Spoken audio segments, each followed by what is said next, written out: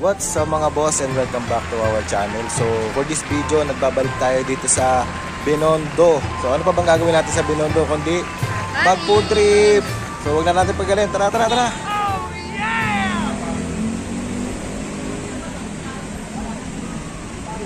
So first stop natin, nandito tayo sa Ying Ying Tea House dito sa Dasmariñas corner Yuchengco Street.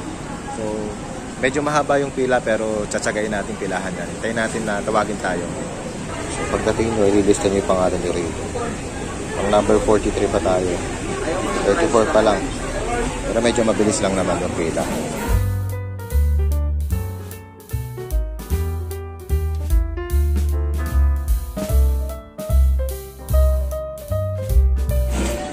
Ito may order natin. Kakaw at saka pork and shrimp siomai. Then order din tayo ng spare ribs. Tapos umorder din tayo ng mango shake. Yan. Tara, let's eat.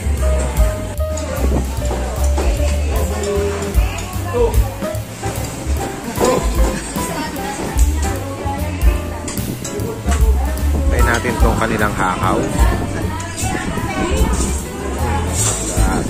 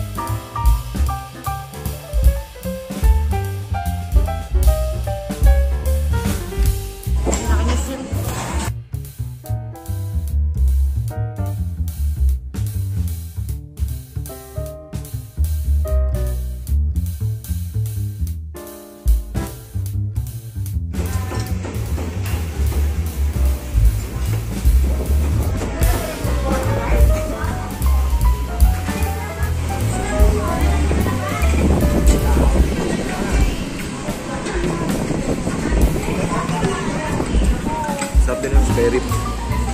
Lambot.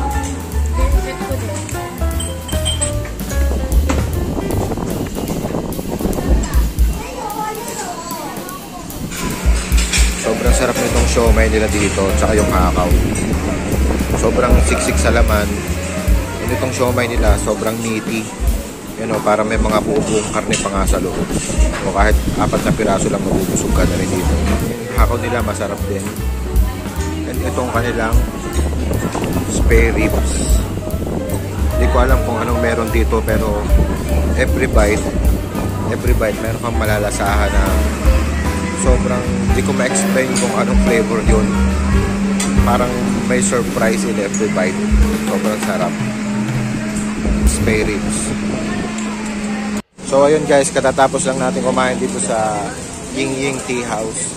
Sobrang nagustuhan ko yung spare ribs nila sa lahat ng kinain namin. And yung siomai nila, sobrang siksik talaga. Sarap ng spare ribs, di ko alam kung ano meron doon, pero parang every bite may lumalabas na juice na kakaiba yung lasa, sobrang sarap. So, basta gusto mo yung hakaw. Number 1 ko yung hakaw, tapos yung spare ribs, tapos yung siomai. Sarap din ng mango shake nila. Saktong-saktong pambanas doon sa kinain. Very refreshing kung medyo matagal yung paghihintay mo sa pila. So, yun. Di pa tayo sa susunod nating food trip. Let's go!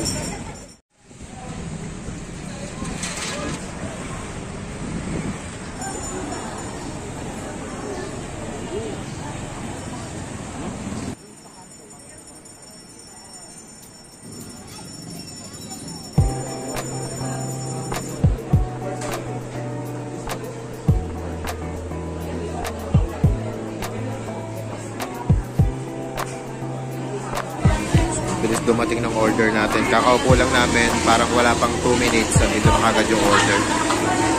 So, order kami nitong lechong kawali, kikiam, at champong rice. Try natin muna itong kikiam. Ito yung loob ng kikiam na. Yung authentic na kikiam ng China.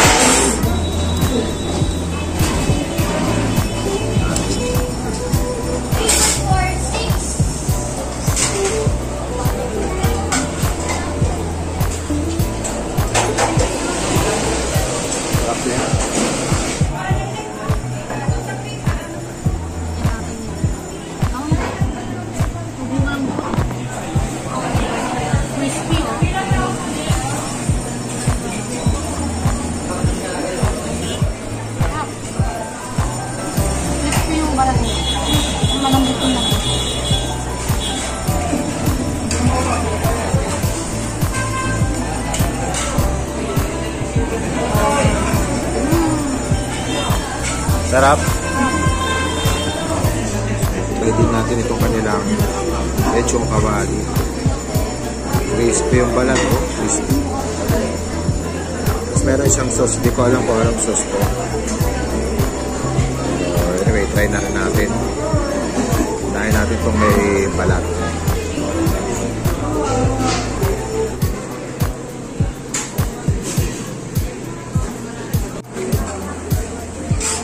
Sarap siya. Crunchy yung balat. Sarap din yung sauce niya. Parang manamis-namis yung sauce. Parang masasanay lang ako kumain na merong McDonald's. Ulit yung kawali. Pero ito, kakaiba to. Meron siyang katamang sauce saka mga gulay.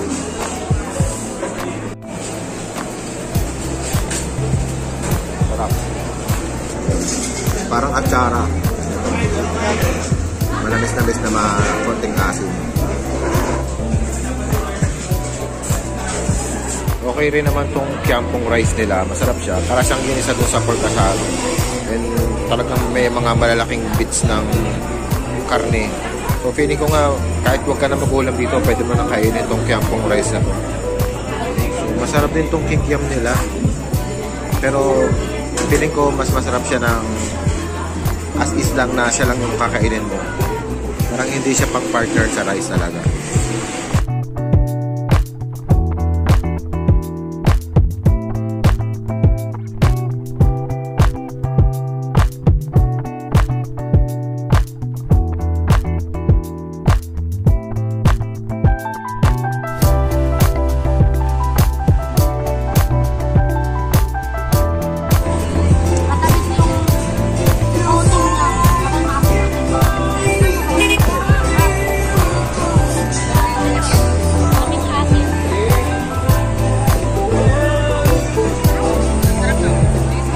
Sarap din.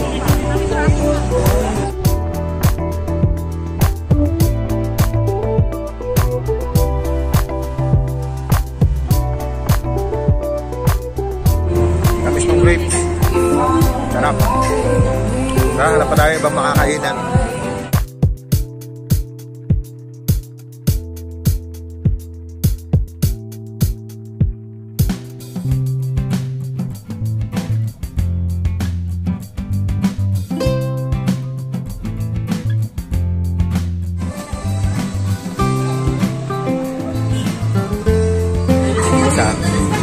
Magkano pag may meron lemon? 100 lang po pag wala.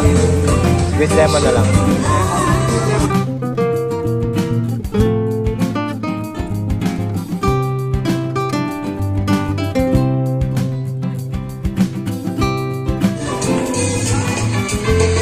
Sugar cane juice.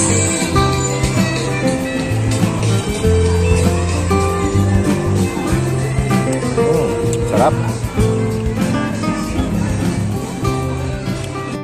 So, order tayo nitong sugar cane juice. Dito lang sa may tapat lang ng Veggie Select.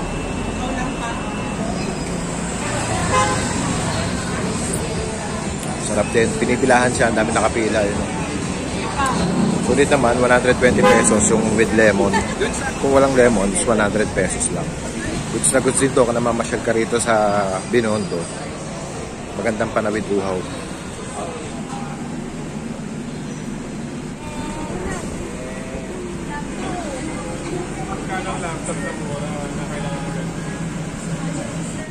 Okay guys, so ito yung menu dito sa Waying Fast Food. Ayan. Post nyo na lang kung gusto nyo matignan lahat. So, order kami ng beef wonton mami at saka lava paw.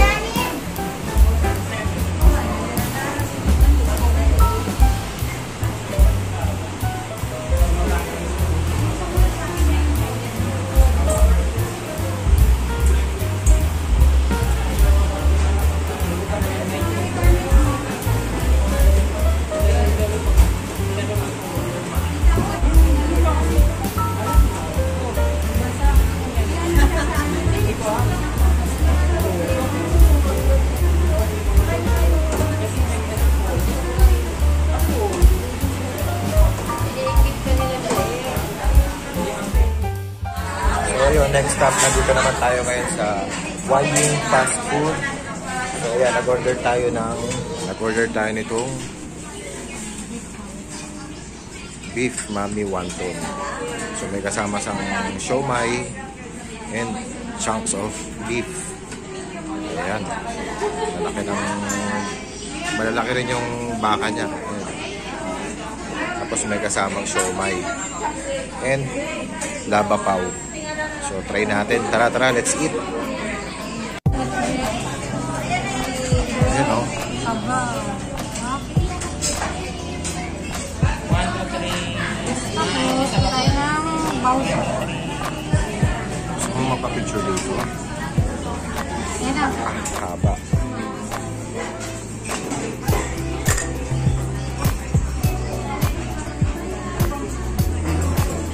Baka. Bahan natin ang siomai. Sabaw.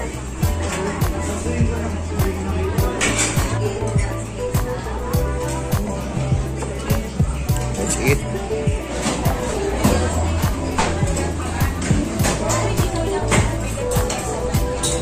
Sarap yung sabaw pa lang.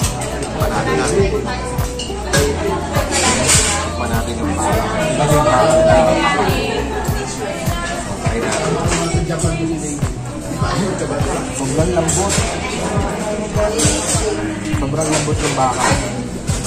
And malasa siya. Masarap yung baka.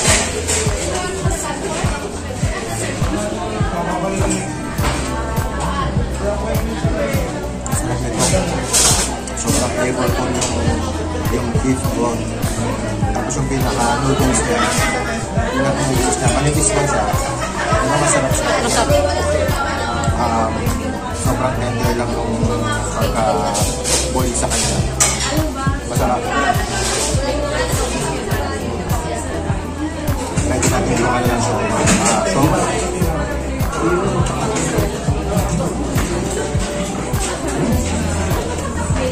Masarap na siomai na. Hindi ko pa na-try. Pag din yung siomai nila, parang may pork, merong shrimp yung siomai nila. Hindi din yung siomai nila. Sarap.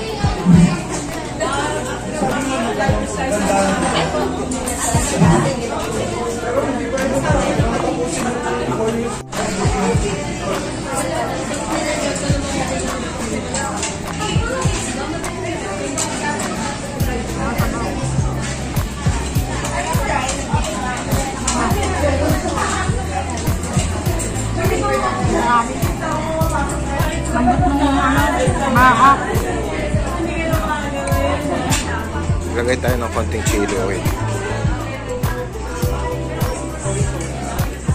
para medyo meron lang konting kick ng anghang.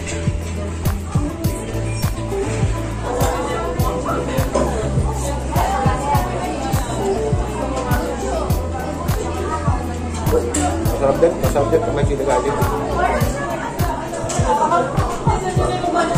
Sobrang sarap talaga ng siomai dito, guys. Sobrang meaty. And tignan nyo, may talagang meron siyang mga shrimp yan sa loob. Sarap. Itong kanilang noodle, sobrang authentic ng lasa. Panalo. And yung beef niya, sobrang lambot. Napakasarap. The best din pag inaluan mo nitong chili garlic para medyo may konting kick. And may lasa ng bawang. So very good. Nagustuhan ko talaga to. Lapa paw. Custard lapa paw. Wow. Yung ganda. Try natin.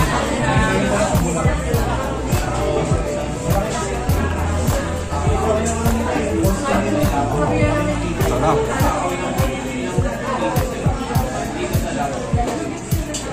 Masarap din siya. Sobrang lasang-lasa yung pasta. Parang merong texture ng itlog na maalat. Yung pinaka-siopaw niya, sobrang siksik. Parang mabigat din siya sa tiyan.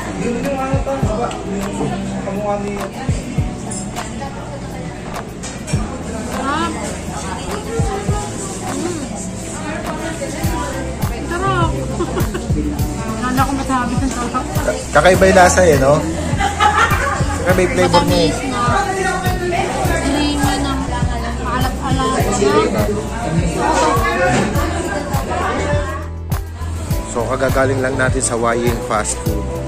Sobrang sarap ng mga nakain namin doon. Solid yung beef wonton mami. Pati yung custard lava paw.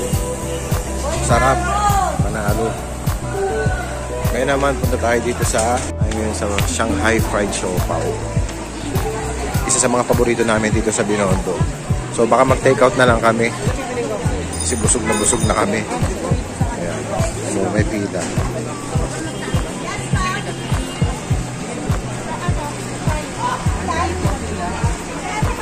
Hapon na pero may pila pa rin. Pero may lang, mabilis lang yung pila dito.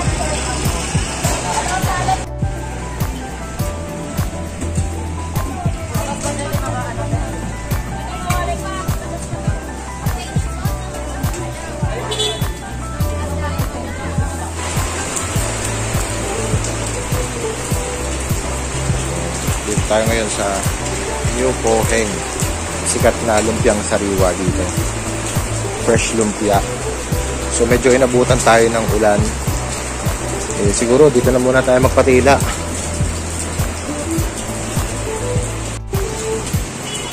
So ito yung fresh lumpia ng New Poheng. Ayan. So actually natikman na namin to nung last time na nagpunta kami dito sa Binondo. Pero dahil talagang nasarapan kami, binalikan namin ngayon. Ayan. So ito yung pinakalaman niya. May carrots, may mga mani, and may para mga repolyo. May ibang gulay yung nasa loob nito. So let's try.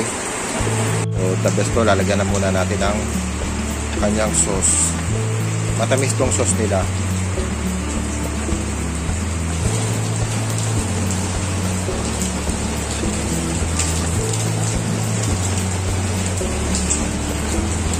Talaga. Sobrang sarap talaga nitong lumpia ng New Poheng. Kahit nakain kami na nung nakaraan, sobrang binabalikan pa rin talaga namin. Yung flavor niya hindi nakakasawa, hindi siya nakakaumay, hindi siya mabigat sa tiyan. Maganda tong appetizer. Gusto mo mag-food trip dito sa Binondo, ito yung magandang pang-umpisa na dapat yung i-try. Ito na rin natin itong Shanghai Fried Siopaw. Ito mo na may ilalim. Wala lang tostado.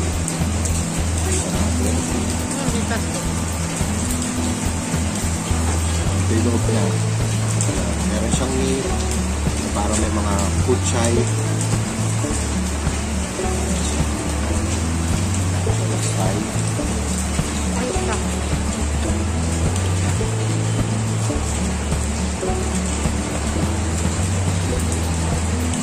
Sarap talaga yung laman ng siopaw na to. Yung lasa niya kasi sobrang lambot yung karne sa loob. Kasi yung mismong siopaw. Tapos may parang mga kuchay kang matitikman sa loob. 35 pesos lang. Panalo pa natin.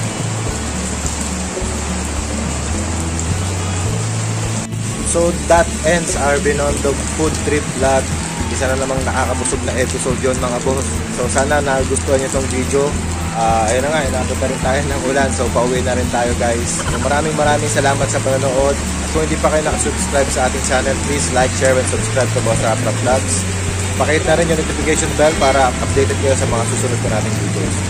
So again, thank you for watching. Till our next video. This is Boss Rap Rap. Alright. Dahil pa sa lubong.